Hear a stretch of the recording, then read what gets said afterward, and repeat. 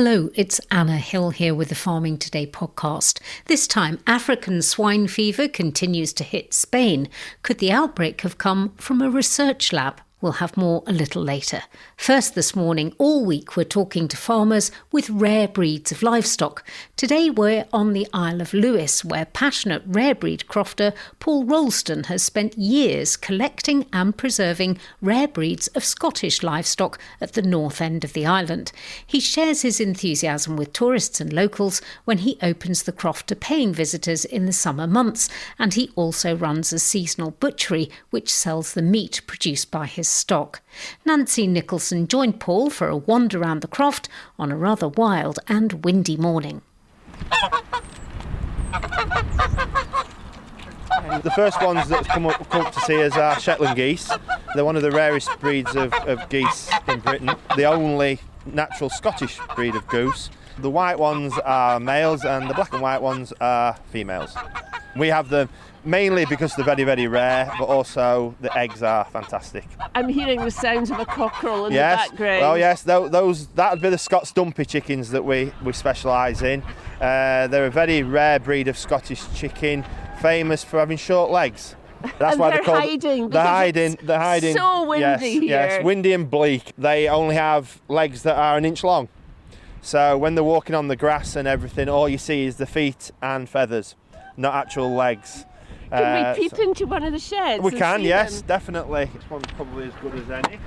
Those are the white Scots dumpies. They come in three primary colours: cuckoo, which is black and white spotty, black ones and white ones, and we have all three colours. The main thing about Scots dumpies is they are called long crowers, and they will crow day, night, sunshine, wind, rain, you name it, they'll crow. We've got Shetland ducks as well. I don't know if they'll quack for us. Oh, they are doing a little bit. Which is the only traditional breed of duck from Scotland. You'll notice that there's a running theme through our animals is we have Scottish rare breeds. Is there somewhere we can shelter? Yes, we can walk up to the barn, get out this bit of wind. Oh, what luxury in here. Yes, that's it. It's a lot less windy in here. But you'll probably get drowned out by the pigs, or I'll get drowned out by the pigs. Because it isn't quiet. But they see humans and they think it's dinner time. That's madness. It is. The mother and the dad, the two sows and the dad and the boar in one side, and the piglets that we've weaned next to them, so when they get excited it makes a lot of noise. So what breed are these? Well, we've got large black cross Gloucester Old Spots. Right behind us, it's a sea of black. It and is. Bits of brown. I'm going to say not quite all black. The black ones are Hebridean sheep. They're our main breed. With big curly horns. Yes. And then the lighter brown ones, are those the soys? Yes. From St Kilda, yes. Originally? They're a St Kildan sheep. And also in here there's even paler ones which are North Ronaldsays, and they're famous as being seaweed eating sheep. You have a butchery, Paul. We do on site, yes. Do these animals pay their way?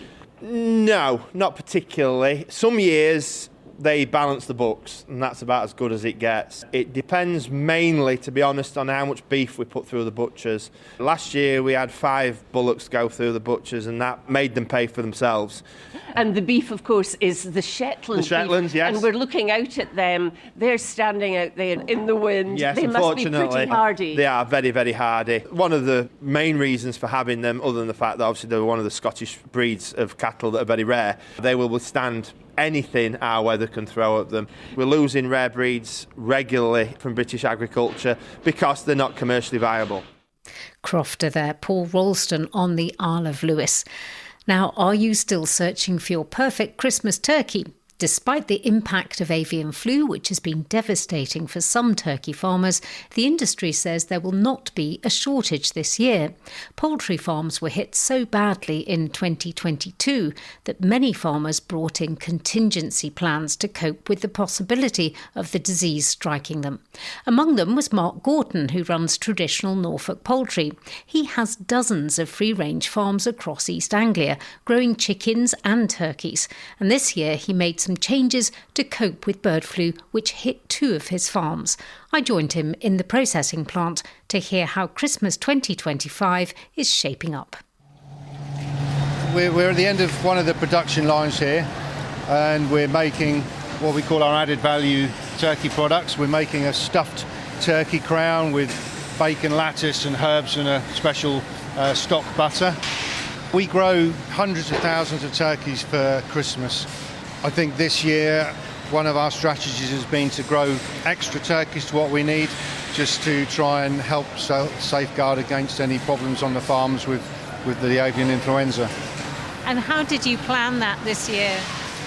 So when we sit down in the spring and do all our planning, once we've got all of our orders in, and then we add a contingency number to that. And was it a percentage you worked out to sacrifice, as it were?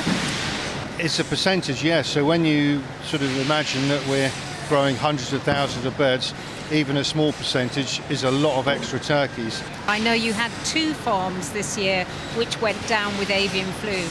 Yes, so we got hit in late October, just before we were about to start our process, and we lost all of our contingency turkeys plus some of our non-contingency turkeys, so it has impacted us a little bit, but by changing some of the products that we're making and swapping things around, we're actually going to finish up pretty close to what we wanted to in the first place. Was there anything you could do to mitigate in case of spread of the disease on your other farms? So one of the other contingencies that we put in place is to bring our whole campaign forward. So we now start our Christmas campaign pretty much in the first week of November. There has been talk about possible shortages of turkeys, but I believe you think that is just not true. No, there's millions and millions of turkeys grown for Christmas. Yes, we've had a bad year this year and lost a huge number of birds, but of course with the total number of birds that have been lost, it's not just turkeys, it's ducks, chickens, laying birds as well. So I'm absolutely confident there'll be plenty of turkeys around for this Christmas. Certainly from our factory, we're pretty much supplying everything that we need to. Why can't farmers here use the vaccines which are available? There's 2 real stumbling blocks. The first one is the surveillance required on the farms in order to detect whether the birds have actually caught the virus or not, and that's hugely expensive the way it's currently set out. And there's also lots of questions around trade and our trading partners around the world that we have to agree with to be able to vaccinate our poultry and still be able to sell our poultry products into their countries. We've just come up the production line. We have turkeys here which are already wrapped in bacon with rosemary on the top and a knob of butter in the shape of a star. It looks very Christmassy. You have got so many staff here. There's about 50 people on each line. We bring them all in from Romania, and what is really great for us is that we get the same people back every year. You know, we're giving them perhaps 5 or 6 weeks of really good work where they earn plenty of money. This really does feel like Christmas though, doesn't it? It does. You know? You get the smells of the stuffing and the herbs, the busyness, the hustle. This absolutely feels like Christmas, and it's a real buzz for us to actually be here doing this. This is what makes it all worthwhile. Mark Gorton there at traditional Norfolk Poultry. The Spanish region of Catalonia is still coping with the arrival of African Swine Fever, which was first diagnosed in wild boar on November the 28th. There have now been 13 cases confirmed in wild boar, and 80,000 pigs are being slaughtered as a precaution. The authorities are now looking into the possibility that the disease may have leaked from a research facility. Guy Hedgecoe is a BBC reporter in Madrid. He gave me the latest update. The ground zero, if you like, of this outbreak was a park just outside the city of Barcelona, and that's where these dead wild boar that were infected with the virus were found. And that park has been closed down to the public, and there's a 6-kilometre radius that's been shut down, and it's being controlled with the help of police and members of the military as well, very strictly. Then there's a broader, what they call buffer zone as well, which has a 20-kilometre radius around that area. And that includes quite a lot of farms, because although this is right next to Barcelona, there is quite a lot of farming in this area, including livestock farming. So those farms are sort of undergoing testing to make sure that they don't have the virus present there. They're following safety measures, and we're told that around 80,000 pigs are due to be culled from 55 farms in the area. What's the thinking now on how it possibly got there? Well, initially we were told that a possibility was that this outbreak had been caused perhaps by some food, some meat that had been left by humans in this park area and then consumed by one of the boars that got infected. And that was partly because the swine fever is not present anywhere else in Spain, as far as we know. It hasn't been present in Spain since 1994. It's not present, for example, across the border in France. So the feeling was that it was probably introduced artificially, if you like. So the fact that if someone had left a sandwich with some ham in it that was infected, for example, that may have explained why that would be the case. However, we also know that there's another theory which the authorities are pursuing, which is based on the fact that there are a number of research facilities in the area, one of them very close to where the first animals that were found to be infected were discovered. So the authorities are taking that very seriously, and Salvador Illa, the president of the region of Catalonia, has said that this is a line of investigation that's being pursued very closely. Que no podemos descartar ninguna hipótesis en lo relativo al origen de este brote. We cannot rule out any hypothesis when it comes to this outbreak. We've commissioned an audit of all the research facilities in this 20-kilometre area which are working with the African Swine Fever virus. There are not many laboratories, only 5. De la peste porcina africana. Son pocos centros, no son más de 5. What's the reaction been locally and the attitude to wild boar being so close to the city? Well, the authorities say that local people have been cooperating in terms of this lockdown of the park, and farmers have been respecting the measures that they've been undergoing as well.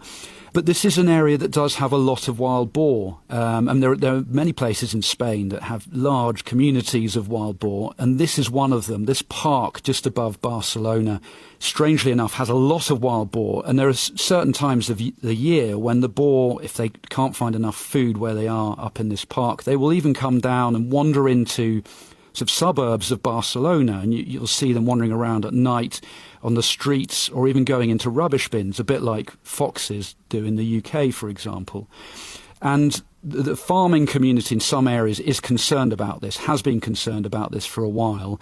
And in the wake of this outbreak, they have been raising their voices again, saying that perhaps this kind of phenomenon, when you have wild boars or whatever wandering around, needs to be controlled more tightly. This is Pere Roque, who is a representative of a farmers' association in Catalonia, talking about this issue. The public sector authorities have to do their work and be brave. They have to finish with this idea of allowing all kinds of wild fauna to roam free, both in this region and across the country. Pere Roque ending that report from Guy Hedgecoe. And that's all from us this morning. I'm Anna Hill. The producer is Sally Challoner. Farming Today is a BBC Audio Bristol production.